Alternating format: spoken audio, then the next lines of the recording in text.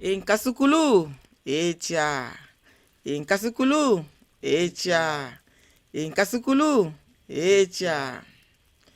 Conte initiatique Congo, la légende du chien qui méprisait la mangouste.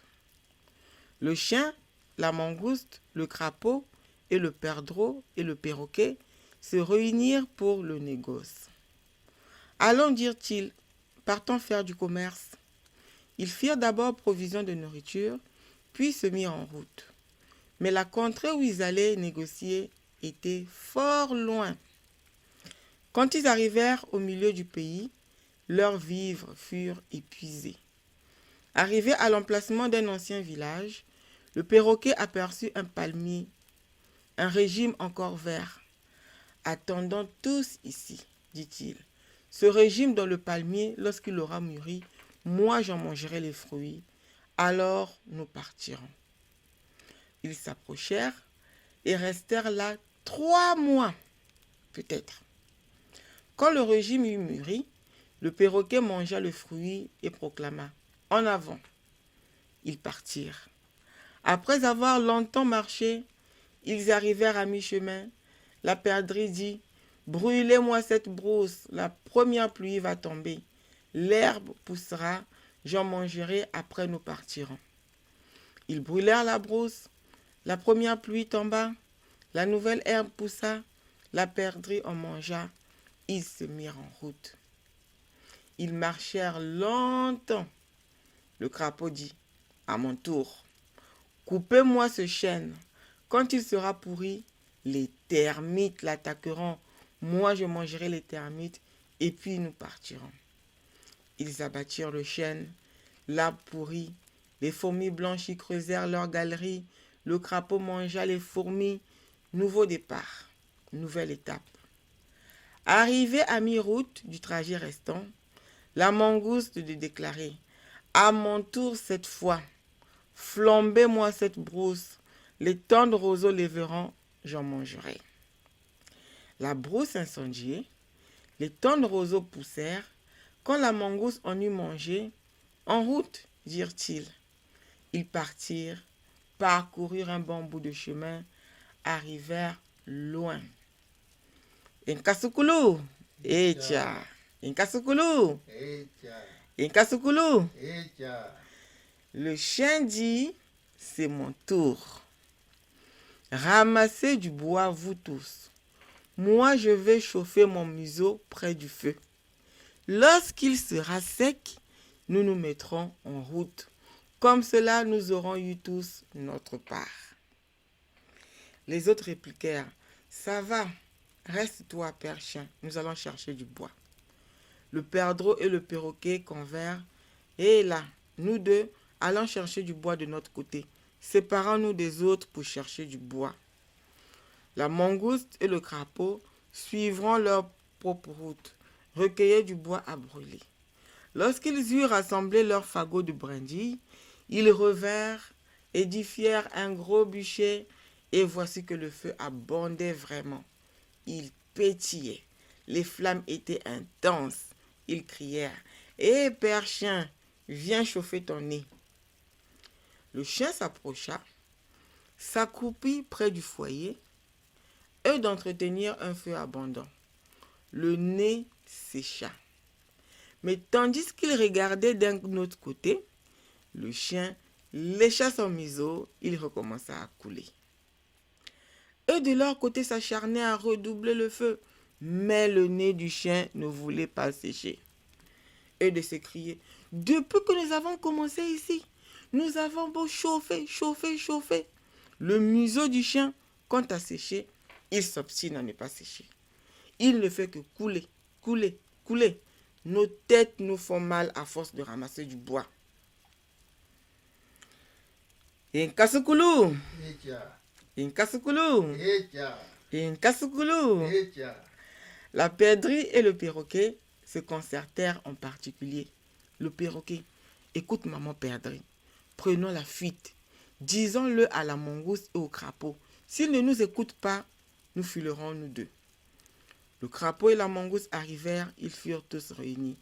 La perdrix leur déclara: Vous les anciens, le nez de notre maître chien, nous l'avons chauffé, chauffé, chauffé. Aujourd'hui, voilà 2 mois que cela dure. Et ce sacré nez ne veut pas sécher. Alors nous resterons ici. Filons, nous avons faim, très faim même. Les vivres sont épuisés.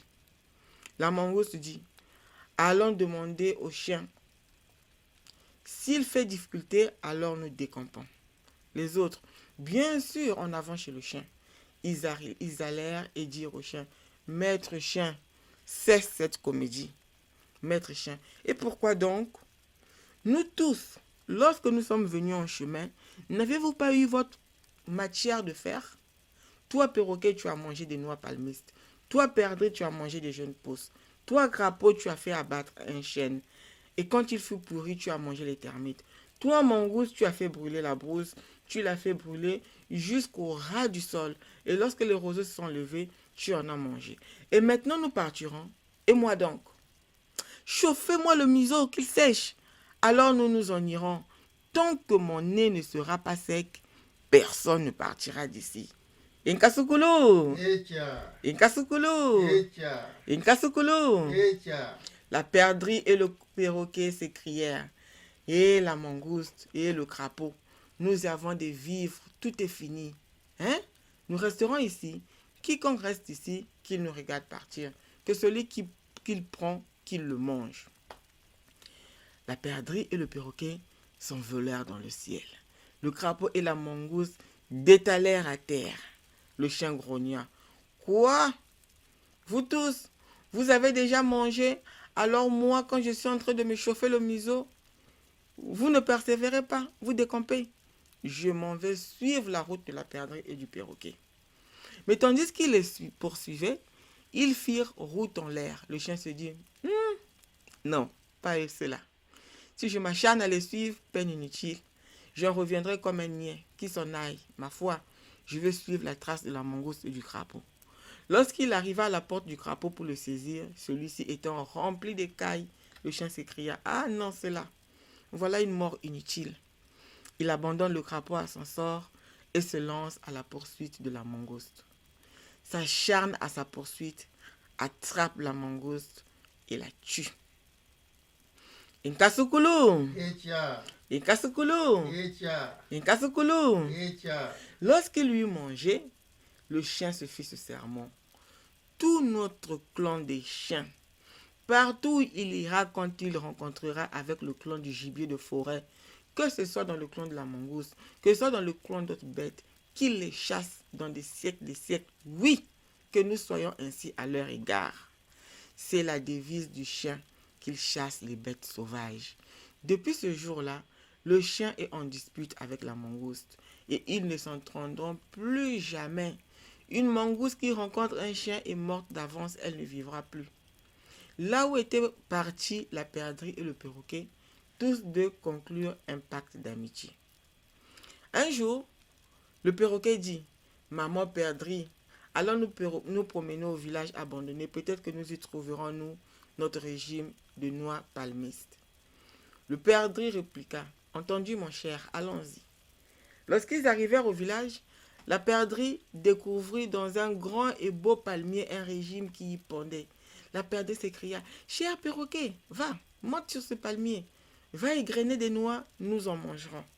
Le perroquet: allons-y ma chère, toi tu restes au pied du palmier. Ils s'y rendirent, le perroquet monta, arracha les noix, tandis qu'il mangeait, et il en jetait à la perdrix qui se trouvait à terre. Celle-ci en mangea aussi.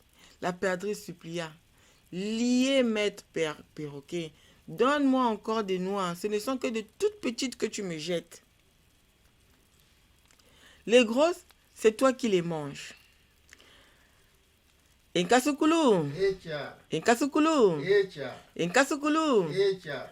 Le perroquet répliqua: approche du tronc, viens prendre les noix, je vais te les lancer. La perdrix s'avança au pied du palmier en disant: Alors maître perroquet jette des noix de palme, me voici. Le perroquet en arracha, visa la perdrix là où elle s'était approchée et jeta des noix de palme sur les pattes de la perdrix. Celle-ci devint rouge. La perdrix, hé, quoi dit-elle. Vois-tu, maître perroquet, comme tu m'as arrangé aujourd'hui, mes pattes sont devenues rouges. Sapristi, c'est toi qui es le seul coupable. Le perroquet, parbleu, par ma mère, je suis ici, au-dessus du palmier. Je ne me rends compte de rien. J'étais jeté des noix sans mauvaise intention. Je n'étais pas visé, parbleu. La perdrix se dit en elle-même, je serais une sotte si je ne lui répondais pas du tic au tac. Je me vengerai, je vais cacher une noix dans mon pagne. Allons, maître perroquet, dit-elle, descends vite, nous partons, n'est-ce pas? Le perroquet de dire, j'arrive, je descends. Il se mit à descendre et lorsqu'il sauta à terre, la perdrix de l'empoigner. Ils se battirent longtemps. La perdrix saisit un bâton qui s'abattit sur la tête du perroquet et enfin sur son bec. Celui-ci s'étant tourné en bas se trouva être crochu. Le perroquet, malheur de moi, dit-il, tu m'as défiguré, mon bec était tout droit et voici qu'il est devenu crochu. Oui, aujourd'hui, toi et moi, à cause de cela, nous mourrons ici. Et ils s'empoignèrent bien longtemps. À un moment donné, la perdrix, fouillant le pli de son pagne, y saisit une noix de palme. À cette vue, le perroquet prit la fuite. Mais la perdrix lança la noix de palme dans la direction où le perroquet s'enfuyait et la noix de palme, en rebondissant, toucha la queue du perroquet. L'extrémité en devint rouge. À la suite de cette bataille, ils se séparèrent. La perdrix dit, « Toi, maître perroquet, tu as rendu mes pattes rouges. Désormais, nous ne nous promènerons plus par les mêmes chemins. » Le perroquet de son côté jura, « Toi qui as rendu ma queue rouge et mon bec crochu, désormais c'est la mort entre toi et moi. Toi tu mangeras de ton côté, moi j'irai du mien. » Depuis ce jour-là, le perroquet et la perdrix se sont séparés à jamais. Ils ne se promenèrent plus ensemble par les mêmes chemins. Ingeta, Ibobo, Ibobo. Musikongo kawirira musiyuda yoko bitu totuka mungi pitimwe kipata mampungu watutwadisa watusonga njila